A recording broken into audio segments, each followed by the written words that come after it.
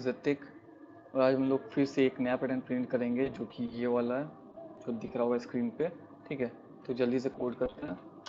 सबसे पहले तो लिमिट एंटर करना पड़ेगा, जैसे तो एंटर लिमिट, लिमिट नाम के वेरिएबल में स्टोर कर लेंगे। ठीक है, अब हम लोग को वही नहीं, काउंट की जरूरत नहीं इसमें।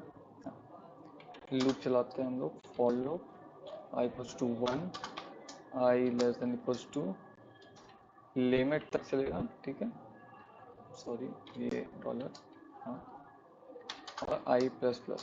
ठीक है, डू होगा for j equals to 1, j less than equals to i तक चलेगा और j प्लस प्लस। ठीक है, ऑपोजिट डू,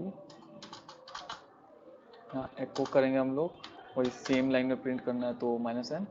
ठीक है, अब डॉलर आई हम लोग प्रिंट करेंगे। यहाँ पे इसको डन कर देते हैं, एक एको, क्योंकि लाइन ब्रेक चाहिए हम लोग को। फिर वापस डन, सेव करते हैं, रन